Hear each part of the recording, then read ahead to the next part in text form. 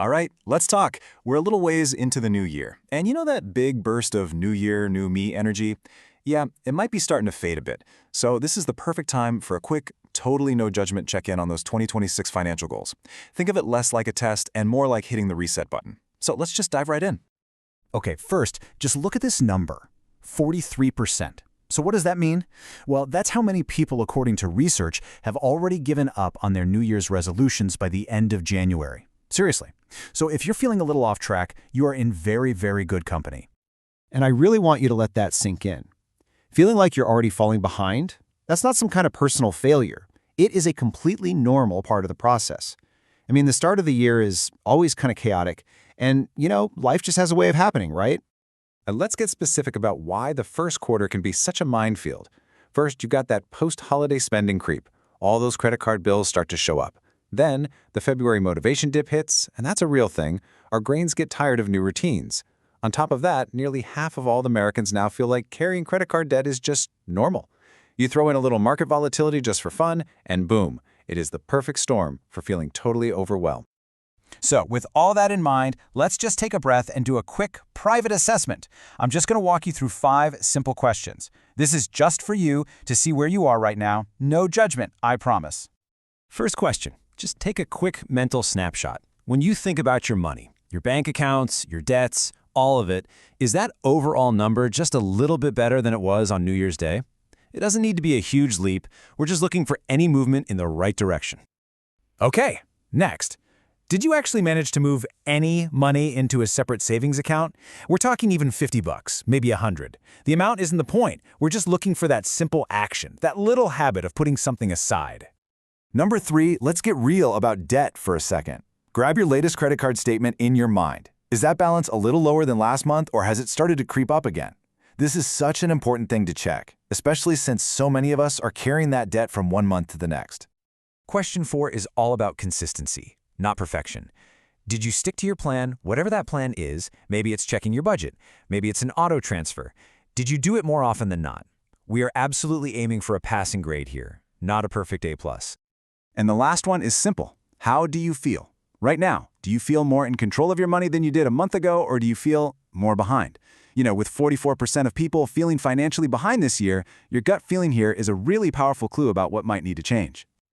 Okay, deep breath, assessment done. Whatever your answers were, it doesn't matter.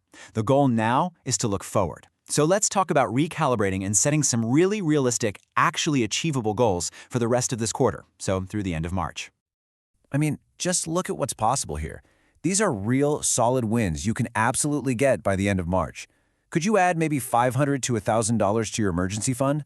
Or hey, maybe now's the time to finally automate a small regular investment each month. Even knocking down your debt by a few $100 or boosting your credit score just 20 points? That's a huge victory. Picking just one of these can totally change your momentum for the rest of the year.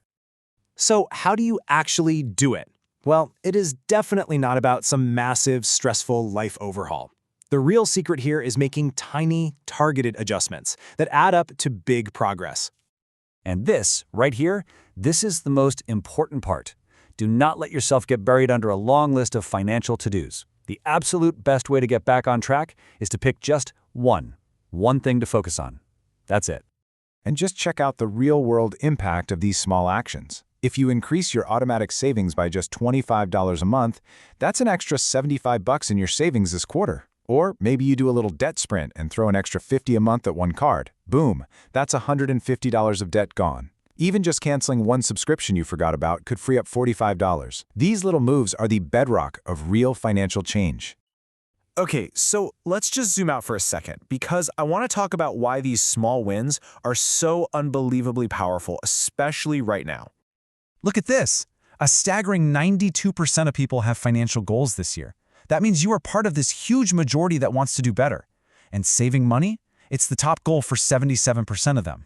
So that urge you have to save more is literally the most common financial goal in the entire country.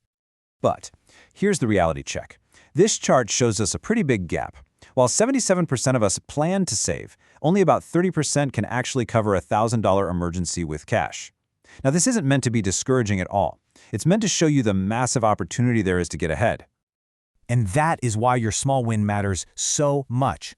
Every single dollar you manage to save, every extra debt payment you make, it's a real step toward closing that gap. It's a genuine move toward real financial security. And I just want to leave you with this idea.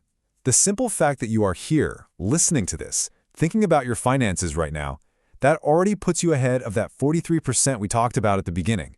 You are still in the game. So my final question for you is this. What is the one small, concrete win you can get this week? Not this quarter, not even this month, this week. Whether it's canceling that one subscription or just moving $20 into your savings account. That single action is your very next step. Go for it. You've totally got this.